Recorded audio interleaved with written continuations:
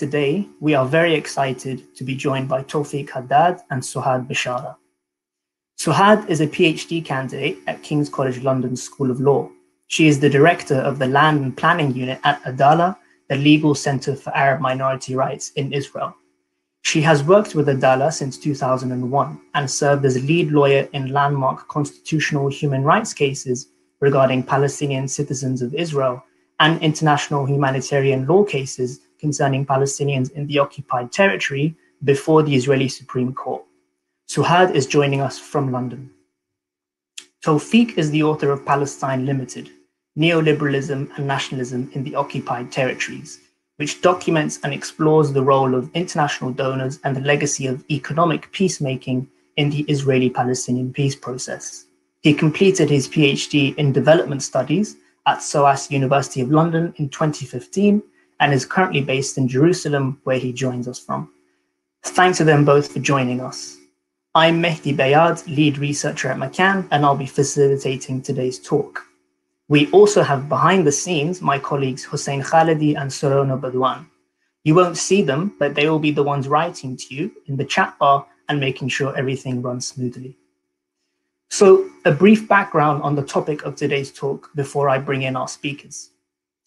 The regime of international law and human rights became a major feature of international politics in the aftermath of World War II. Having gone through various turns and phases, today it is seen by many as the international language of justice and universalism, making a claim to dignity and equality for all. Over the decades, the language of human rights has been used to articulate a wide range of causes across geographical locations. Anti-racism and the Black freedom struggle in the US, indigenous movements in countries such as Canada and Australia, and LGBTQ rights and women's rights movements across the world. To many, this is a sign of its strength and its non-discriminatory vision. Similarly, today it could be said that the Palestinian struggle is articulated most commonly through the language of human rights. Rather than a cause placed within the context of third world liberation and decolonization, or a nationalist struggle, today the human rights lens has arguably become dominant as previous eras and contexts have passed. This, of course, has coincided with the rise of human rights organizations and advocates, and a steady rise in human rights reporting, documenting the reality on the ground for Palestinians. But what has this actually meant? What has the impact been for Palestinians and the Palestinian struggle? For advocates, the language of human rights is the most strategic and the most effective tool to build support for the Palestinian cause, appealing to a universal lens and international institutions, and creating the broadest possible base for agreement and consensus. For critics, however, the discourse of human rights has significant shortcomings, from the history of its appropriation into international power politics, to its weaknesses on questions of domination, unequal power, and empire. And so how can we assess these advantages and disadvantages? What does the record show? Rather than seeing this critical discussion as a chance to finalize clear-cut answers and conclusions, we'd like to use this opportunity to engage in some vital conversations on a topic that is both intellectually stimulating and practically significant, taking stock of what is a complex history. So to kick off, I'd like to start the discussion with Suhad and Tawfiq on the most fundamental level, before then taking us through some of the finer points of the topic. So Suhad and Tawfiq, considering you both come from different disciplinary and personal backgrounds, could you tell us how you define human rights and what they signify to you? And Suhad will kickstart with you and then move on to Tawfiq. Thank you, Mehdi, and thank you for McCann for inviting me and hosting this talk. Again, as you started, Mehdi, on a very fundamental level, basically we will talk about human rights and definitely how it was shaped after World War II. We can speak about 3 or even 4 generations of human rights. The first, of course, we are talking about individual civil and political rights that can be divided into subcategories: the physical and civil security, acts against torture, slavery, treating people inhumanly, and so on. And the other category was, of course, is empowerment, liberties, such as the freedom of religion, political participation, freedom of speech, and so on. Then the second generation, we are talking about socio-economic rights. It's basically talking about the fulfillment of basic needs, nutrition, healthcare, economic needs, fair wages, sufficient standard of living, and so on. Basically, this generation speaks about establishing equal conditions of socio-economic standards of living and equality in general, and guaranteeing, of course, access to essential social and economic goods and services. Now, I don't want to get too much into what it means, negative obligation or positive obligation by the states for the sake of time. The third generation is, or known as the solidarity, is more relates to the group rights, such as self-determination, which is relevant for the Palestinian people, definitely. And it also includes different aspects of community development and political status, ethnic, religious minorities' rights, cultural rights for minorities, and so on. In addition, as I mentioned, to the self-determination, we are talking about formal equality, and constituent part of the international community. And this set of rights is also speaks to the international community in terms of recognition and framework and so on, more than any other aspects of the different categories. The fourth generation that has been talking about a lot in recent years, especially under the auspices of the climate change, and speaks about the humanity as a whole. We are talking about the fact that we belong to the humanity, the right to treat common assets as a whole humanity, the right to sustainable development, peace, healthy environment, and so on. Now, the different categories is not pick and choose. Yeah, the different types of rights are more closely connected with each other than their labeling in a certain category or such category or and the other. They complement each other, and violation of one category might host violations of many others. And beside that, we have, of course, the whole framework of laws of war, which aims to protect certain sets of human rights in armed conflict and situations of belligerent occupation. The essence of it is the dignity of the human being. As many theorists all say, also the essence of all human rights is the dignity of a human being. And again, as I said, it's not pick and choose, especially under occupation, when you have where you can clearly speak about right to self-determination, economic, social, and civil, and political. Tawfiq?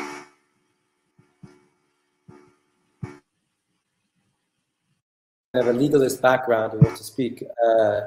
You asked the question in terms of our disciplinary and our individual approach to human rights. And in that context, I guess I would add to what Suhad said, that I think the concept of human rights is something that has sort of dual character to it. I mean, on an intuitive level, I do find it helpful that we attempt to codify principles of human dignity and interaction to ensure forms of equality and fairness and non-oppression, so to speak. And that's what I understand to be the remit of basic human law, human rights law, both on an individual as well as on a collective level. Obviously, things can get murky when we begin to implement this in practice. The fact is, human rights do not exist as platonic forms that exist in some higher heaven, but they are, articulated and referenced and implemented by particular institutions in times and places. And we can't deny that because there is no all-seeing, omnipotent, force, an all-powerful force to actually implement and oversee this human rights, this idea of human rights. So it becomes a much more murkier question of power and balance of power between different institutions. And I would also add here, adding my supposed disciplinary focus, insofar as development studies looks at things from, in many, not in total, but I would tend to embrace a historical political economy approach. It means we should look at the articulation of human rights law within historical, political, economic evolution. There's studies of this done. I'm not an expert in it. I would reference, for instance, China Mielville's book on Between Equal Rights, where he does an analysis of the history of human rights and human rights law and stuff. And he talks about things like how, certainly the articulation of how when capitalism began sort of expanding, there became a need to articulate different kinds of laws and rights. Now, this doesn't mean there's just one sort of frontal, identity to human rights and its application. But it is worth looking at how the articulation of human rights has evolved over history. From the earliest civilizations till today, and the latest articulation of it in the human right in the declarations that Suhad is talking about. And we notice there an expansion of rights, or an attempt to expand rights, which in an inverted way is also to tell you that actually there have been a lot of denial at the same time. So I think that sort of probably articulates how I see it. Okay, brilliant. So moving on to something a bit more concrete. When exactly did the language of human rights come to be so prominent in the conversation surrounding the Palestinian struggle? Was there a particular turning point? Was this always the case? And Tawfiq, on this one, we'll start with you. It depends on when you want to, at what time frame you want to pick. But let's say post-Nakba Palestinian politics, we should regard, firstly, the Nakba happens, and the creation of the State of Israel and the depopulation of the ethnic cleansing of 2/3 of the Palestinian people from their homeland for the creation of the State of Israel. It takes place in 1948 after a United Nations resolution calling for partition, and basically almost coterminously with the actual articulation of the UN Human Rights Declaration, which I believe comes out by December 1948. So ironically, it's not ironic, but whatever, that UN Declaration of Human Rights, and Suhad could probably speak more to the history of these things, I think, was trying to pull together the mess of the massacre that took place during World War II, and the 60 million people that were killed on top of the 20 million that were killed in World War I, after you had a whole set of universal human rights declarations that in the former League of Nations and those articulations. So on one level, the Palestinian struggle, I think, was informed by a context where they were trying to articulate certainly things like refugees and things like practices in war and what's legitimate or whatnot. At the same time, the conception of a refugee at the time, I think, was one based around a European refugee. And I'm not sure like today's refugees would be so fortunate to have been in that time and place, because it's very clear that there's many refugees that fall outside of that. So the point is, I think there's, on one level, we kind of, I would argue, benefit, let's say nominally, from the fact that like this broader context had just happened, and there was an attempt to really sort of, articulate a kind of standard standard principle of rights. At the same time, you have a situation where the UN was implicated in the actual ethnic cleansing itself, because the partition of Palestine itself was a very dirty deal made between different powers. There was no basis for no set of rights, and even the United Nations was later come to actually acknowledge that it played a role in the petition which led to the ethnic cleansing, because basically once they legitimized the Jewish concept of the Jewish state, the Zionist militias went straight after the Arabs the Palestinians who were in that Jewish state, because it was going to be half Palestinian. The demographic population was not so it just green lighted their ethnic cleansing basically, and then they continued, and then only later on comes the bigger fight. So I think it's always been there in the background, hasn't been an articulated force in Palestinian national politics. And Palestinian national politics has been also subsumed within the larger Arab politics. But I think we can also witness a second. So we have early waves of Palestinian human rights stuff codified in the early human rights resolutions, which was basically trying to say this is unacceptable. But that is what happened to the Palestinians. And you have heightened regimes that were created. For instance, we're the only refugee population in the world that has 2 United Nations bodies that were created to protect our rights, separate from the United Nations Refugee Declaration of 1951. Later on, we have a new kind of articulation and use of human rights, I would argue, which is a post-peace process kind of articulation. And that one has to do with a little bit more of disaggregating or breaking apart the larger set of rights that Palestinians are entitled to beneath the rubric of national self-determination, which is something that's sort of been forgotten as a human right.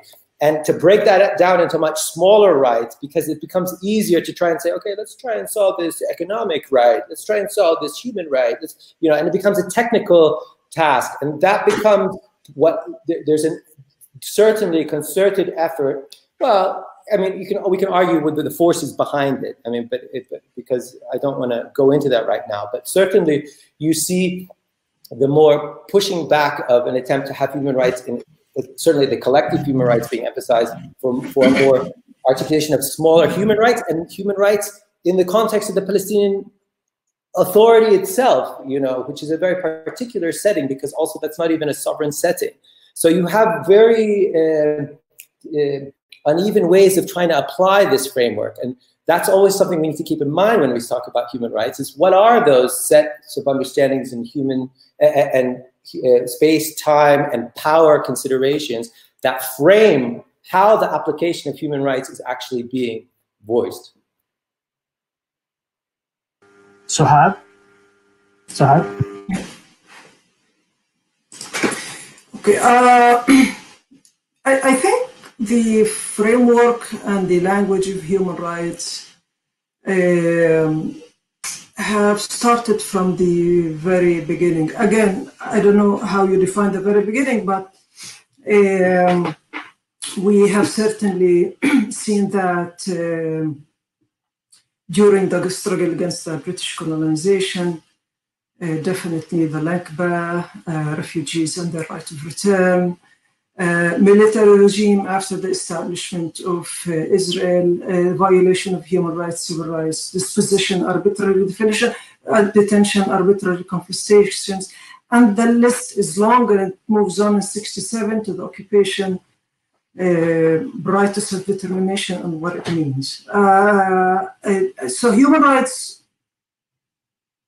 was and still the framework that shaped most, if not all, of the Palestinian demands, with all of its fragments, 67, 48 refugees, Gaza, and so on, and were the core within the framework of the human rights activists, lawyers, supporters, nationally and internationally in this context.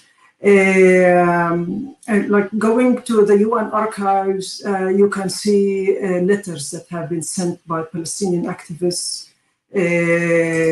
basically indicating that the 47 division plan, basically how it affects the Palestinians within what was meant to be the Jewish state back then in terms of human rights. So it was there, framing the demands, the concerns, and so on. And then the Palestinian community in Israel after 48 also was very active, adopting the language of human rights and civil rights against the confiscations, against the military regime, against the double standards and the type B citizenship and so on. And they were active also legally. And all of these were translated into constitutional cases brought to the Supreme Court, international advocacy in the UN, even back then, by cause lawyers. And cause lawyering started from day one, when it was able to bring cases and to advocate internationally. A lot of vibrant activity within the UN bodies, later on ICJ, ICC, within the international legal system and the national, also within Israel itself, dealing with cases including the West Bank and Gaza. And of course, I mean, there's no time also to go through the platform and the memorandum of the different political movement that established in Palestine all along, including the Arab movement in '54 that spoke about the legitimate rights, self-determination, just solution, against the fragmentation of the Palestinian people and so on. So I guess international law framework has been always there strongly as a language of rights, also because of the lack of political power to negotiate and to make an effect to gain rights. And again, I think after World War II, I mean, this was the new world order, let's call it this way. This was the legitimate framework everyone spoke and still. So with this history in mind, do you think there's any evidence to show that the use of human rights language as a way to articulate the Palestinian struggle has had a significant impact on levels of popular support? And to push that a bit further, does that even matter? And Suhad, we'll start this one off with you.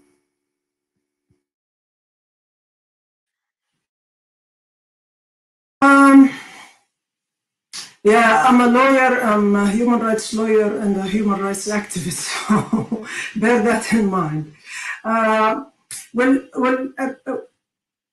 First of all, the right of self-determination is an integral element of basic human rights and fundamental freedoms. It's the basic of the basics. Without it, all other rights are infringed and threatened and are under concern. I mean, it is the very basic right of people to determine, with no compulsion or coercion, their own future fate and political status, including independence. Without it, of course, you cannot speak about dignity, justice, equality. And today, in a global world, and the fact that Palestinian people are demanding self-determination under the UN Charter, meaning to have an independent, sovereign state, not indigenous self-determination framework, it is detrimental to have an international support. Basically, you cannot have an independent state without international support and recognition, UN, international politics, third parties and states, and so on. Because again, it is a third generation right that is dependent, speaks to, and functions within the international community. It has to be, a player within the international community. So it needs that recognition, and without it, you will be able to fulfill nothing in terms of self-determination. Otherwise, it won't be gained, it would be practiced without such support. So basically, you draw the right from international law, and this is where you draw the legitimacy of your demands as people, as a nation, and the language and the tools of human rights is a strategic decision, I think, through the history of the Palestinian struggle up until now, and I think it is the right one to make. And I mean, at the end, I do agree with Tawfiq on, I mean, there's no one formula that fits all. And between speaking about values of human rights and domesticating these values, there's a huge, not only gap, variations. And also I think people have different unreal expectations of international law, because we're used to national law that basically resolves conflicts and disputes. International law does not function this way, and there's again a lot of politics, power relations, which mandate a lot of these discourse and how they are maneuvered. And then maybe I will elaborate on that a little bit more further on. Tawfiq, anything to add on that? Well, yeah, I think it's important to recognize that, like, discourse of human rights at this stage, especially in the Arab world, has developed a high degree of cynicism around it. I mean, you're talking about a region of the world that witnessed things like, the invasion of Iraq to bring democracy, or to invade Afghanistan to liberate women, or to go to war in Kosovo just to return refugees. So, whether these were cynical or very selective uses of human rights for political purposes, and in this case, imperial, interests or agendas that are still continuing to this day, I think it's important to recognize that resonates and creates a kind of cynicism on the ground. Not going that far away. I mean, just like in 2000, you had the resistance in South Lebanon that was able to liberate South Lebanon, despite tons of UN resolutions and stuff in its favor for calling for Israel to withdraw from that boundary and end that occupation. That didn't go very far, but the power of a gun did go far to a certain extent. I mean, it wasn't the only thing that created that. But the fact of the matter is, human rights advocacy is seen largely as one set of possible tools to potentially advance our cause. It can also be seen as one to go backwards, and it's within a larger spectrum of other tools that are out there. And I think the cachet value of human rights goes up and down with some of those dimensions, to be frank. So both of you have almost automatically brought up human rights and international law together. Could you just clarify what the relationship between the two actually is? Suhad, if we can go with you first.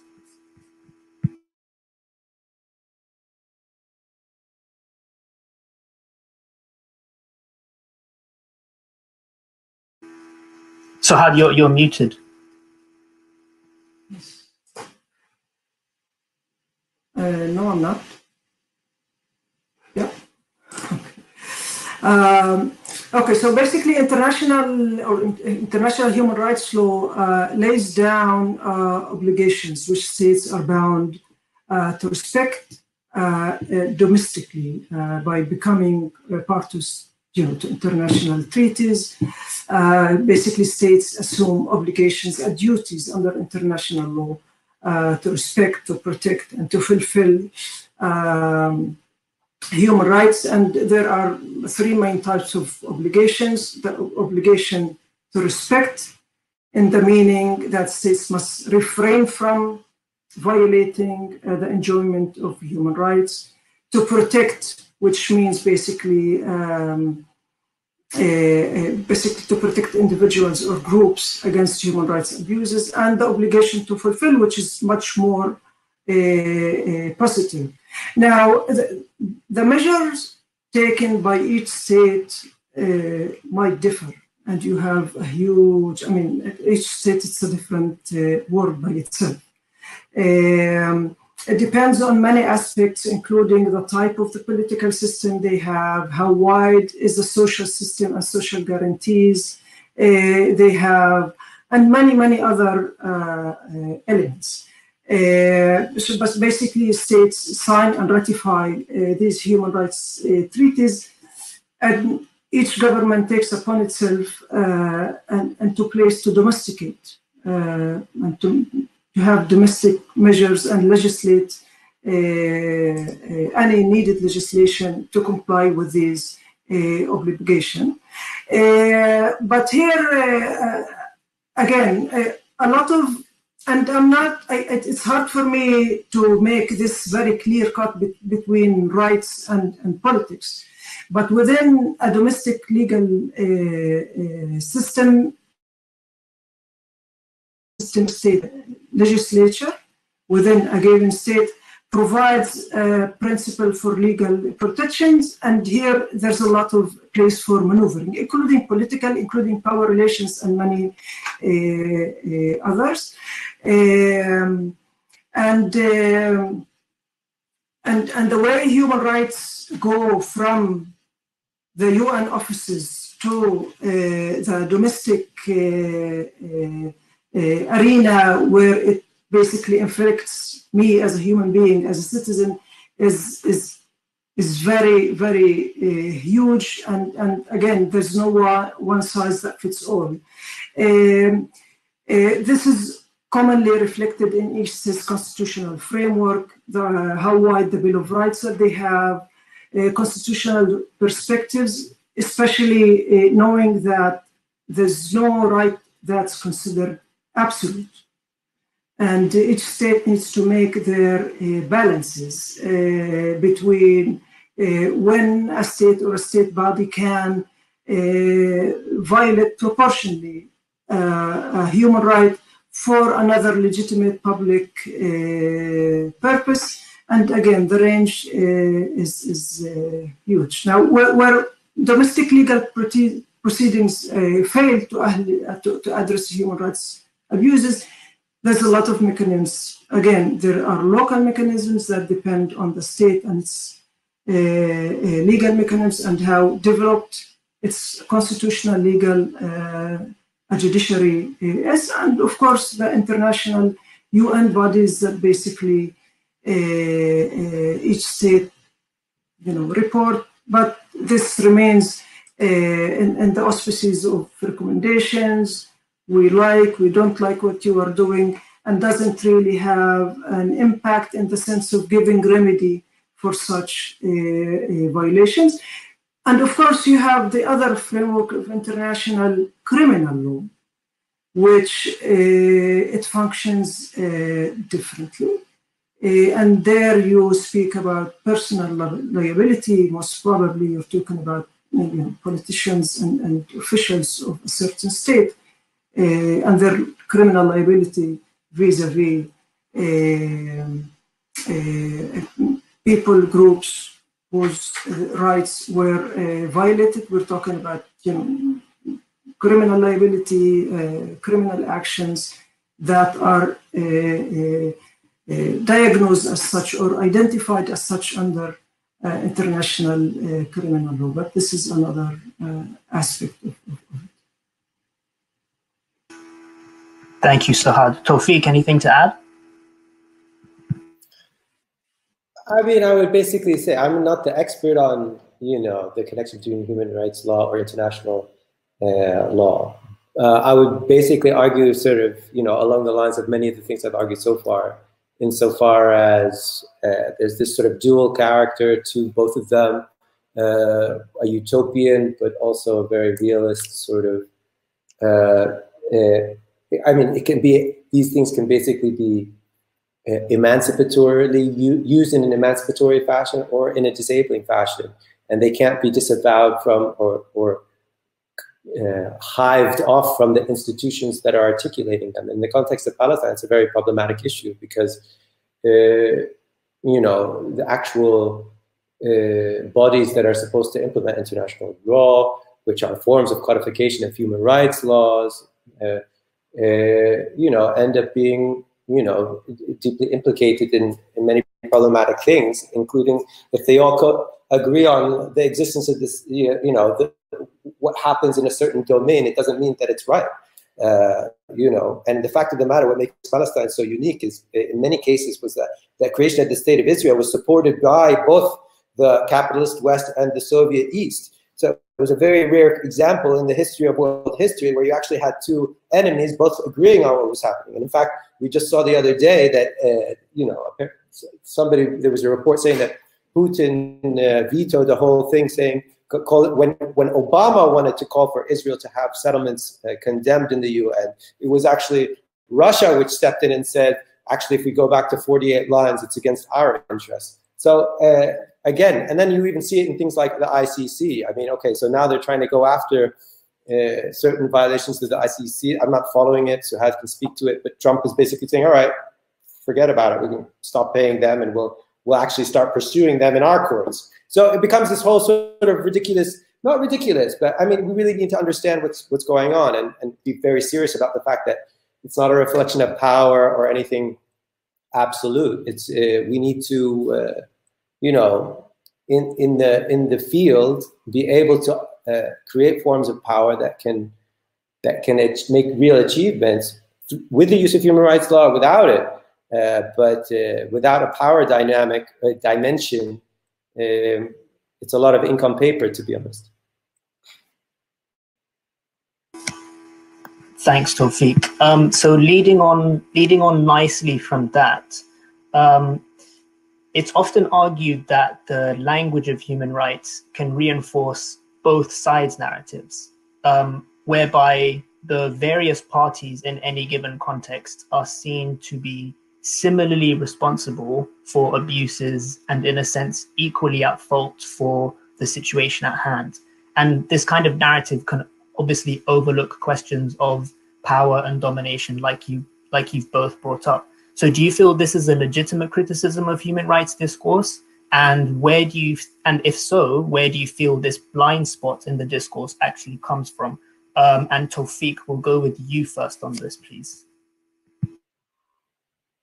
Yeah, it's not a problem in human rights discourse per se, but in the application and the attempt to turn it into a powerful argument. If you know, a lot of times, you know, what you're talking about are things like, you know, well, what about Hamas bombing, you know, sending, you know, forms of equivocation between oppressor and oppressed in certain media formats that supposedly, all of a sudden, like the Palestinian human rights claim is equivocated with the Israeli claim for self-defense or self-protection or human rights or whatever.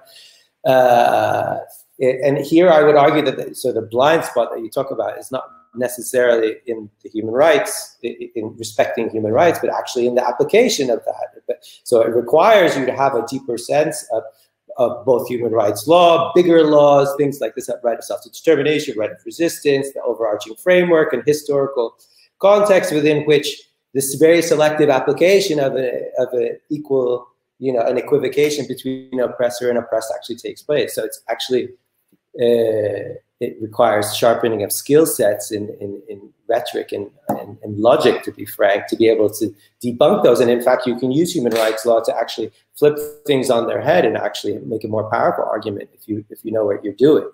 So, I think oftentimes people are put on the spot about these things. It's not so self-evident how to deal with these things, and I don't know. I think it is a delimited framework, though, to sort of take on the whole thing. Although it can be an empowering one at the end of the day if you really know it. But you need to be able to emphasize the emancipatory potential of those doctrines and those rules, those laws, those rights, etc. Brilliant, thanks, Tawfiq. Suhad?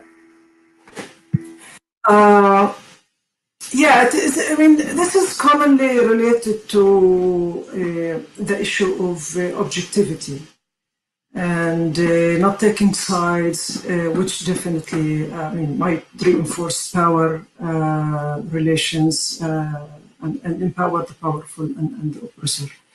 It is also based on the notion of the need to make a clear distinction between human rights and politics, which I think it's not a clear cut also that such a distinction exists, legitimate, and should be there in our analysis. It basically says, like, speaking the language of human rights can be objective, speaking the language of politics cannot, and it has to be subjective. But the problem is that, I mean, we can definitely view human rights violations as fragments, meaning we have a list of, violation of the right to life, the right to property, freedom of expression, health, war crimes, and whatever. And then, you commit, I commit, and we are equal. Or maybe your list is, longer than my list, or you don't commit and I don't commit and we're equal. But it doesn't work like this. Yeah. And I think although one can challenge the concept of objectivity in this context, and who it serves and how it serves the powerful and the oppressor, it can be legitimately argued also that this conception is blind to the construction of power relations and thus reinforces it, and how human rights language plays into this construction. But I think this notion of blindness or objectivity ignores a very important and decisive matter here, which is not only who has the power to violate,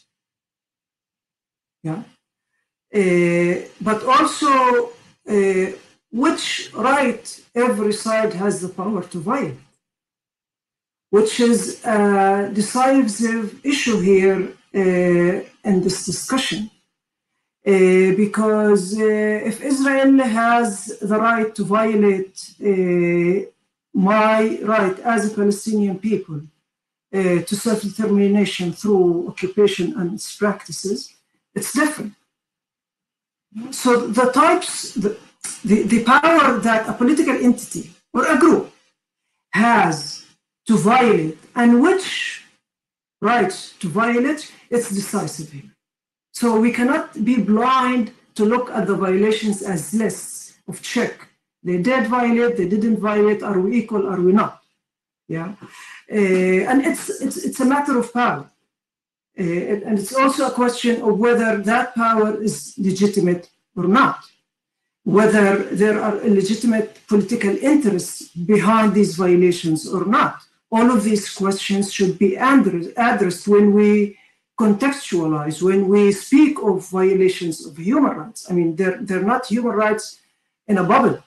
They're human rights violations in context. And if we ignore this context, saying we're blind to any political narrative and we're objective, speaking only in terms of human rights, we're missing a lot of the power relations and the constructions of these powers. All of these questions need to be answered in order to assess what human rights violation mean and look in a specific context, definitely in the Palestinian context. Again, it's not a list of violations that exists in a non-political bubble. And to be able to deal with these violations in order to be able to contextualize and to strategize the fulfillment of human rights, we need to ask why they happened, who's behind these violations, what are the motivations, and again, who has the power to do what? Without answering all of these questions, I mean, the answer whether violations of human rights exist or not becomes an objective list that looks the same, in different contexts. Like colonial apartheid, internal interstate discrimination would look the same because it's the same list. And then Canada would look like the US, would look like Europe, would look like Palestine, and would look like apartheid South Africa. And doesn't make any sense. So we cannot really identify human rights violation equally and objectively in this manner, being blind to the wider political context of who does what and for what political interests. Brilliant, thank you. So last question before the Q&A. Taking into account some of the contradictions, some of the tensions that you've both drawn on, thinking of the very near future and perhaps something that is in fact imminent, does looming annexation pose any challenges to the human rights framework? And Suhad, please, if we can go with you first.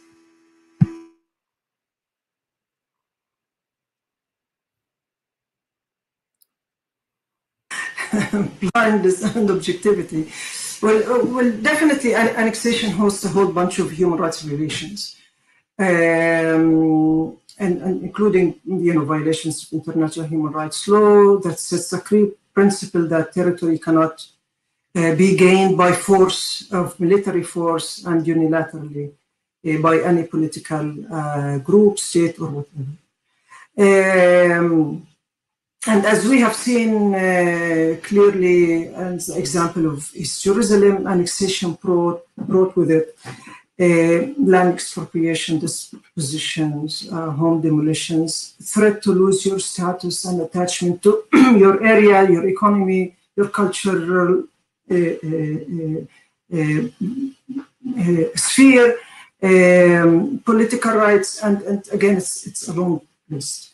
And it obviously infringes and violates the right to self-determination of the Palestinian people.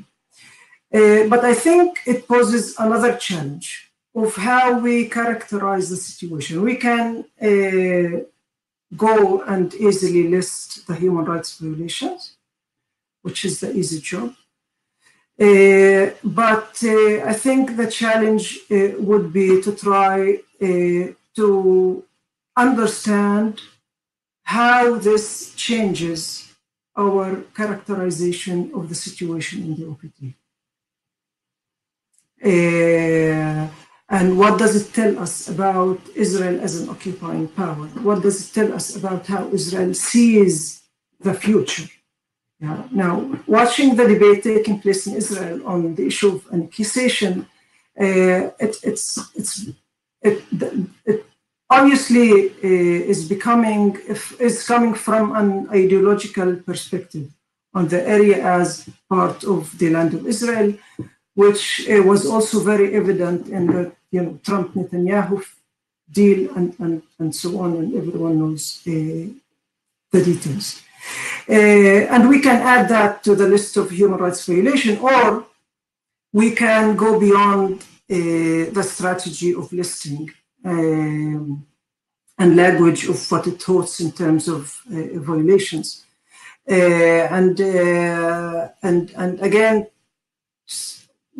to try to understand what it says about the system as such, what it intends to do. Is it colonial? Is it apartheid? And what does that mean in terms of human rights for the Palestinian individuals and as people and as nation? By doing so, we pass, some would say at least, we pass the border to the political, but I do not think so, because we cannot speak of a political system assuming that it is legitimate, without characterizing it. And because as we do not depart from the human rights framework if we characterize the political system as legitimate or partially illegitimate or whatever. I'm not sure that this transfer from characterizing the political system and listing the human rights violation is the correct diagnosis here. If I characterize a political system based on its intention to systematically maintain a system of oppression, is that political or human rights? I think it's both. We are characterizing a political system, but we are characterizing it as a system that conceptually based on legitimate norms. What are these norms? Human rights. Based on changing the basics of international law and order past World War II.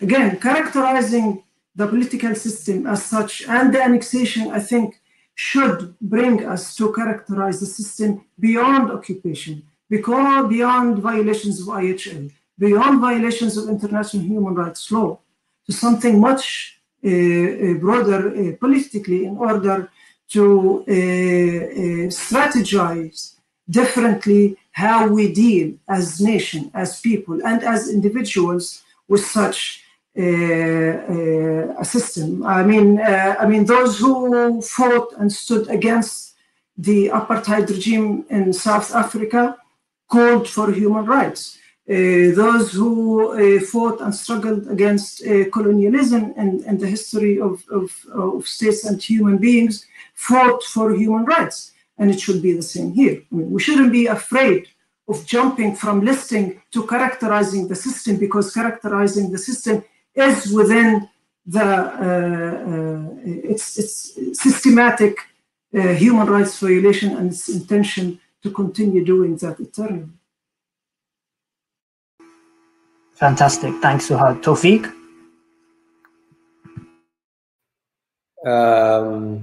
I guess, yeah, I don't find the annexation, the fact that Israel is moving towards annexation as anything that much more significant to precedent that it's already committed, because certainly it's annexed the Golan Heights just a couple of months ago and Jerusalem, you know.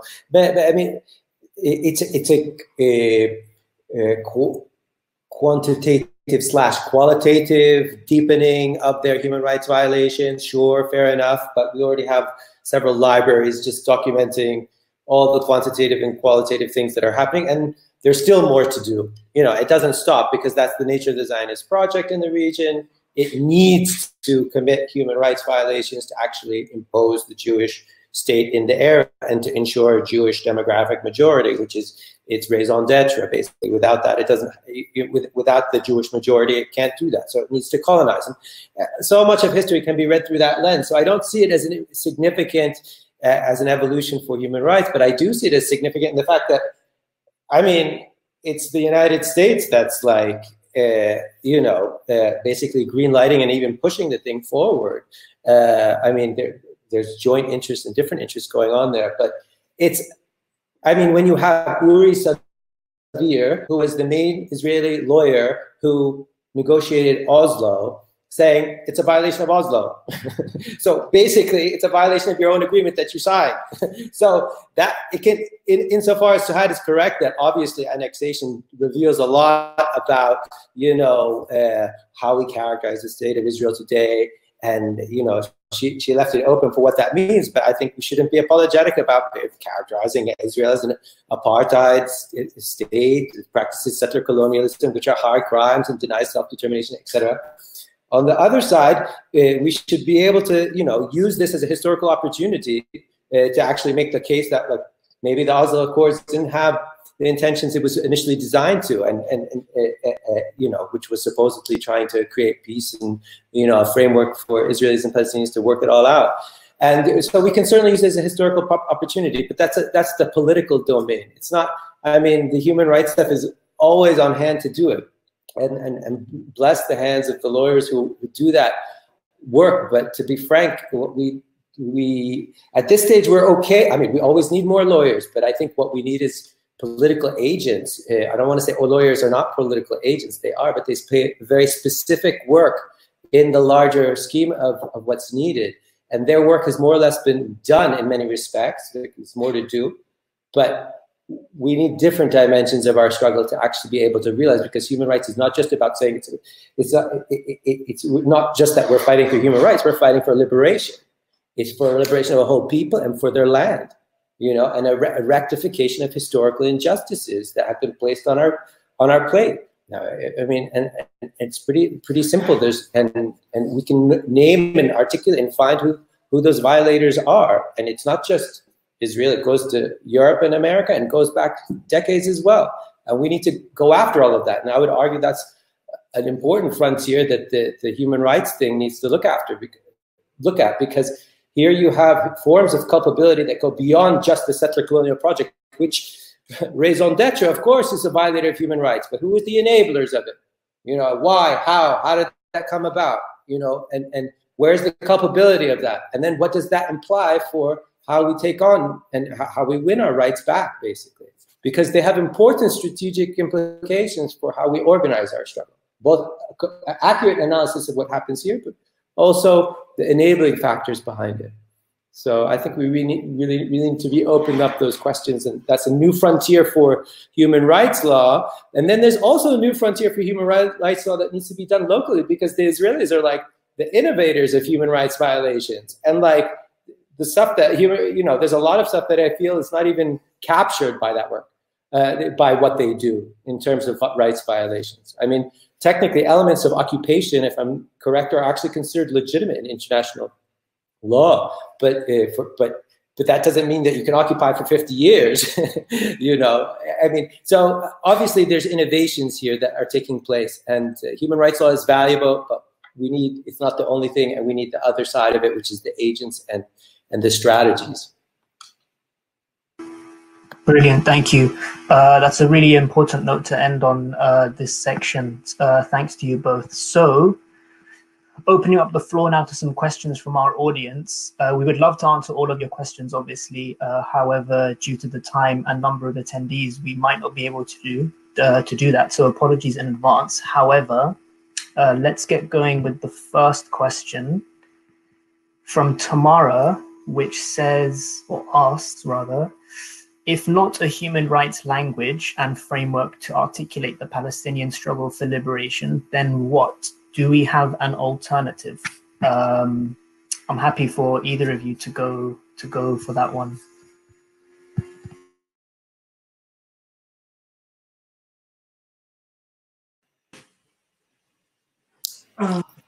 You want to go ahead, Tawfiq?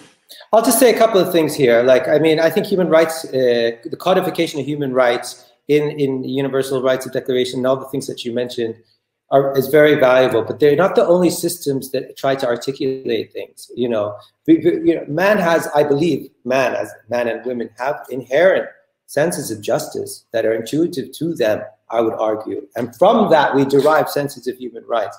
So I think we can appeal to that. Now, human rights law, etc., is a very unifying human rights concept, so it's a very unifying principle, which is helpful to use it. So I don't say chuck it. I say use it, but use it cleverly and don't rely upon it in the only way, I would say. But there are other traditions that are important too, and that's pretty obvious that they are already part of our struggle and pre-existed, and they appeal to similar elements, I would argue. May I? Yeah, I mean, again, as I said, like choosing the language of human rights and its wider scope in the context of Palestine is a strategic decision, and I think it's the right one. But having said that, it is also important to realize that international human rights law will not resolve the conflict.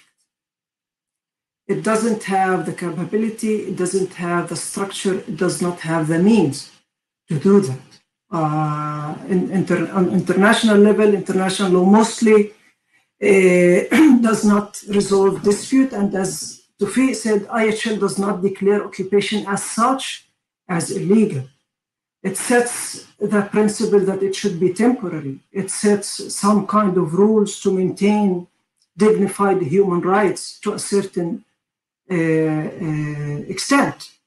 But it remains a framework that does not resolve the issue.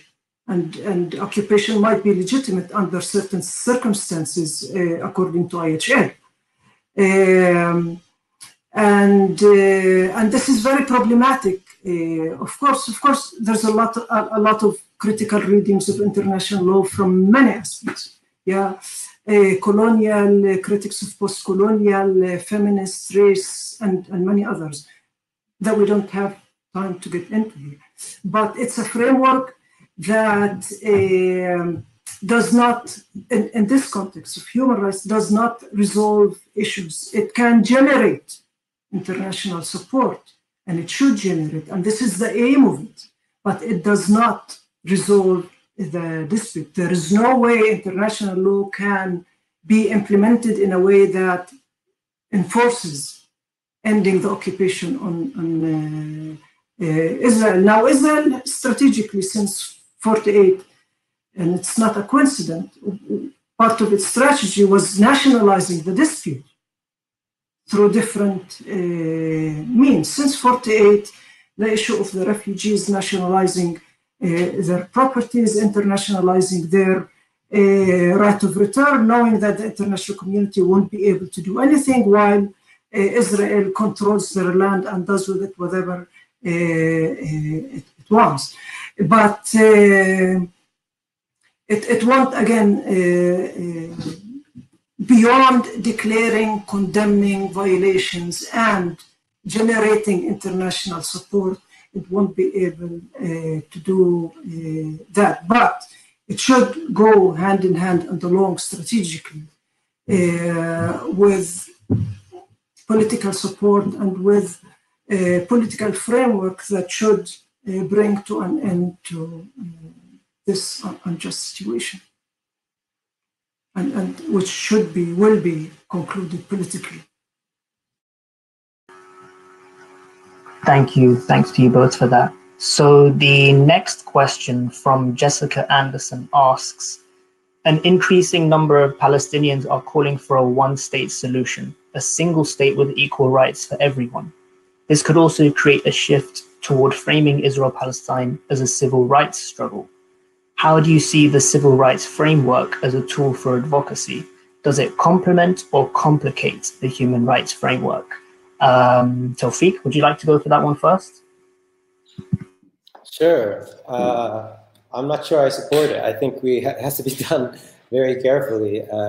If you can't get Israel to stop settlement expansion and its occupation of 67 territories, which was the international consensus, including the Americans, like back in the day, you're certainly not going to get the Israelis to accept you as equal citizens. In the end, also, the civil rights framework and equality for all applies to people who have equal claim to the land. And in my reading of it, there shouldn't be an equivocation between the settlers and the native population. On what basis? I mean, anybody in the world today who can claim to be Jewish can get citizenship in this country just by buying a ticket here, basically. Whereas the indigenous population, which has been living here, has this, a million different kinds of status here, and none of them are full citizenship. I mean, I don't want to say that equality is not important, etc., but I think it's important to address the Palestine case study is so particular that we can't just, so much of that thinking comes from trying to sandwich or, stick the Palestinian case study into like something that's seen as more understandable or appetizing to Western audiences, because civil rights questions, as we see in America today, are huge issues that are still alive. They are not resolved. And, and in addition to the fact that that's how it happened in South Africa. But the fact of the matter is, actually, it's a different dynamic here entirely. In South Africa, you had a white minority population that relied upon Black and colored labor. And in the end of the day, you weren't going to get the white guy to go down in the mine and pull out that gold. But here, that's not the situation. The Israelis want to kick us out. And they've kicked us out systematically from day one from our land. And that's what they're trying to do with the annexation plan, because fundamentally the annexation plan, by the way, is about trying to end the obviously take over the land and create, because of a security thing. But fundamentally it goes much beyond that, because it's obviously ideological, but also if it collapses the peace treaty with Jordan, then it basically means that then that peace treaty is over. That means the Palestinians in the West Bank, which are the main problem for the Israelis, because they're still in historical Palestine or Eretz Israel, that they can be kicked to an enemy state, whereas they can't really kick the Palestinian population out to Jordan if there's just friends on the other side. So there's actually a lot of questions going on amongst the elites themselves about how best to do this. And in fact, I actually don't think that, well, I won't say that, but I think the deeper elements of the state might actually try and nix Trump's plan to allow the annexation thing, certainly in this context, as it doesn't look good for the longer term interests of the United States. But yeah, I guess, yeah, I forgot where I was going with this, but I'll let Suhad talk now. Well, from annexation to one civil state, there's a huge road. And I think taken into consideration, yeah, you know what, as much as many liberals in Israel and in Palestine want to see a civil, liberal, fully democratic state that looks for the interests of everyone who lives from in historic Palestine, including the threat of return for the refugees. Looking at the situation when we speak about annexation, now again, regardless which form of annexation happens and if it happens, but I think the thought of annexation as an actual thing, even if it doesn't happen, says a lot about the characterization of the Israeli system and politics that we should take into account in our strategies.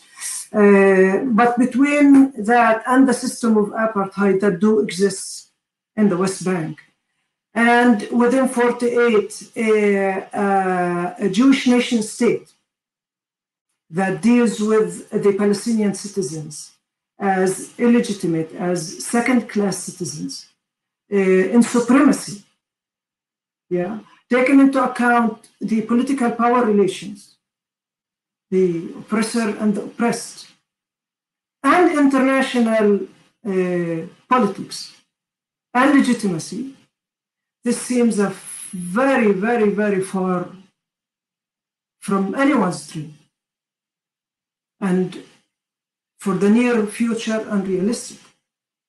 Yeah, we need to go much more in terms of steps to realize as two people, okay, this is what we want in the far future. I mean, we're still dealing with much more basic stuff. Brilliant, thank you both. So next question from Nadine Aranki. How does the language of human rights fit in relation to concepts such as settler colonialism and apartheid?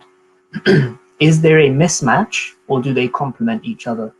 Related to this, some Palestinians find the idea of seeking equal rights to those that they see as colonizers to be a very stunted form of justice.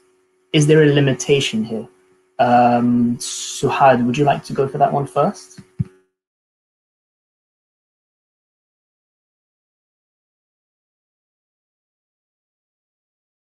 Characterizing political system. Like when we talk about apartheid, when we talk about colonialism and even settler colonialism, regardless how you want to frame settler colonialism as a distinct or part of the notion of colonialism, we're talking about illegitimate or illegitimate aspects of a given political system. And when we speak about illegitimate, that means systematic, inherent violation of human rights of individuals, of natives, of indigenous, of national groups and people.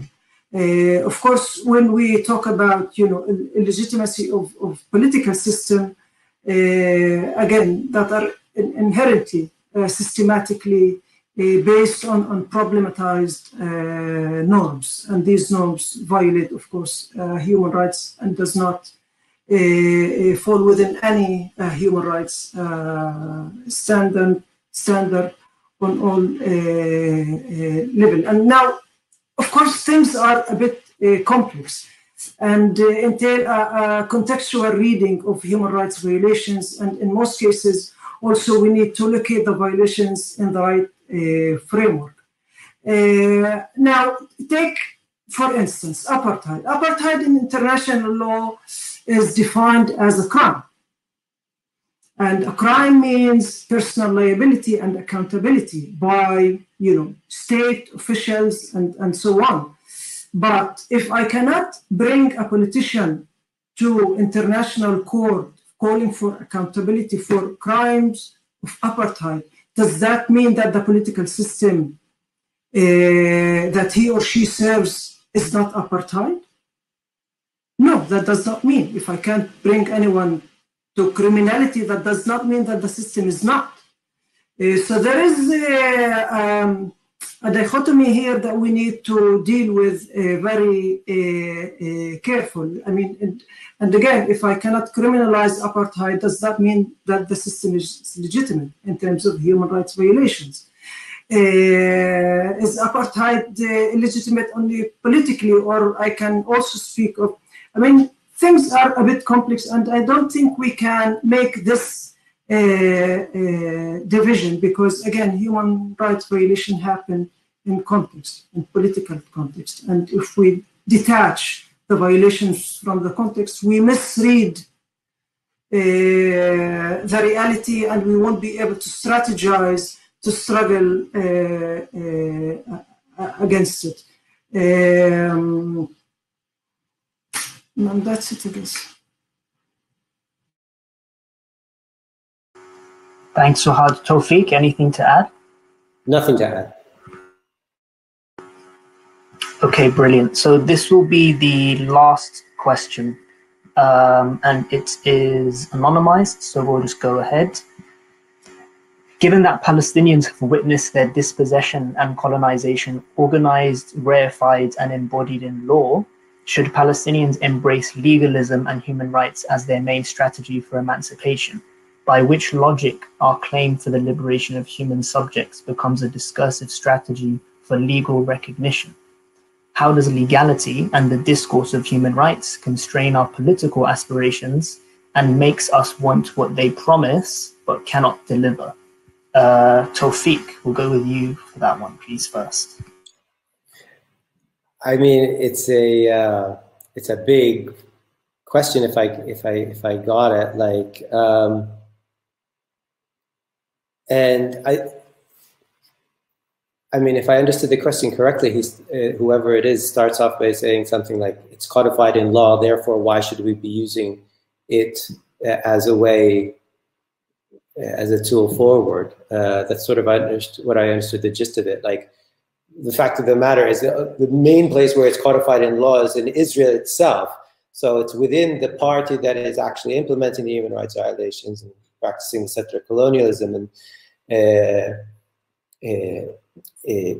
therefore, the question, I mean, the Palestine-Israel question is a bigger question related to settler colonialism. That doesn't mean that you can't necessarily take up a legal struggle or strategy like the Adala organization has done to actually fight those violations, because actually, if you look at the history, they're not even consistent inside Israel about the way they apply certain things towards Jews, towards Palestinians. I mean, obviously, there's a whole Zionist bias going on there, but what I think people don't realize sometimes, I mean, there's like looking at the other side of the screen here, where Suhad is, and her legal foundation and background is so formative to what she does.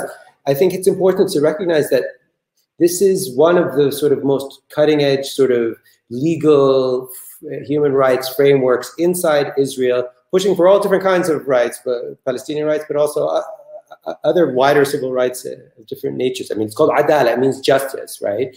And in the context of Israel, I think what that struggle does is actually generates a paper trail, like where they're forced to, they're playing on the contradiction of the fact that, like, all right, you claim to be this democracy, but this Jewish state, and we're not Jews, but we're citizens. So what does that mean, folks? Like, and why can't I live on this land? And why am I having this taken away from me? And why can I be killed without any recourse, all these kinds of things. So forcing, the fact is that because Israel has this democratic supposed character to it, it's important to actually try and draw out like the contradictions there and to force those liberal dimensions to sort of squirm, and because in the end of the day, like I said, Israel actually, draws high elements of legitimacy and self-righteousness from the fact that it's seen as part of sort of a Western set of values, and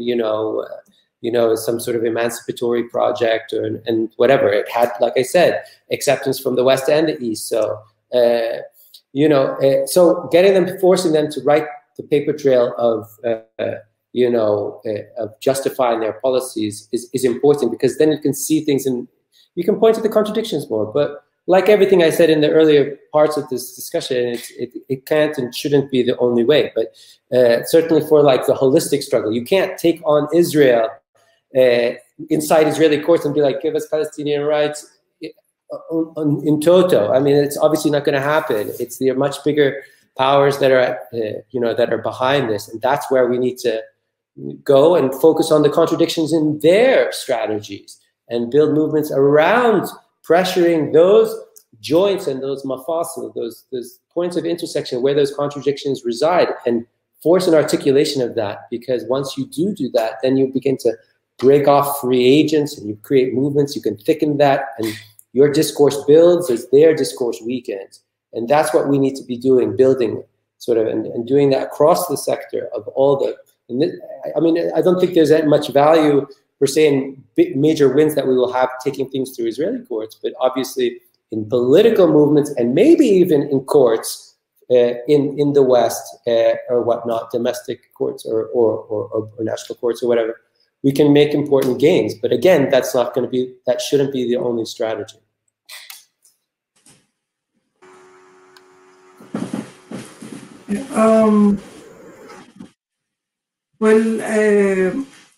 Although I'm a lawyer, human rights lawyer, but law is not standing alone in terms of strategy of struggle. Certainly not in the Palestinian context. Certainly not when we are dealing with a political system that plays on the fragmentation of the Palestinian people, that plays on the different civil status of the Palestinian people. Citizenship in Israel and under Israeli law, not in all, but in many instances, plays as a tool of subjugation, as a tool of oppression. When we're talking about displacement, when we're talking about land confiscations, we are talking about Israeli laws that function as a tool of land grab. And your citizenship status does not really help. Now, our work as human rights lawyers is not easy, because the easiest thing is to draft the best constitutional petition and file it to the Supreme Court next year. But there are a lot of discussions that happen prior to making such a decision. The easy discussion is around the question of precedent setting, knowing the limitations of the Israeli legal system, the aggressiveness and the violence inherent in the Israeli law, and the fear of getting a bad precedent and what that means. There are cases, as Tawfiq indicated, that win-win case. Like, we go knowing that we would lose, but it will show the contradictions. What a Jewish state in practice means. Like in al-Hiran, maybe it's not a great example, but in terms of result, it is, because it was defensive. We did not initiate the legal procedures. We defended the people from displacement. But they were displaced to build a Jewish town on the ruins. And although we passed the narrative of trespassing, you did trespass, we did not trespass. The military governor displaced them and brought them there, and the narrative was accepted by the court. Still, the court said the state of Israel and its laws will allow your displacement because, again, this is our analysis, because it is a Jewish state. Because if they were not Palestinians, Bedouins, if they were Jewish, there was no need to displace them. They will be integral part. And in this case, their fate in 2015, the decision was delivered by the Supreme Court. And those who were displaced during the military regime is the same. And the constitutional revolution that everyone is speaking about in Israel is not there for them. It's not there to protect their constitutional rights, which is very problematic. Again, I mean, and there are many discussions and issues of concern whenever we decide yes or no to go to the Israeli Supreme Court that relates to issues of legitimacy, relates to historic injustices, how we remedy them, what is our strategy, is the legal strategy the best way? How do I deal with issues of related to the Palestinian refugees and their properties? Do I bring these cases to the Israeli Supreme Court or not? These are very complex cases, not in terms of law, in terms of politics, and the intersection between the two.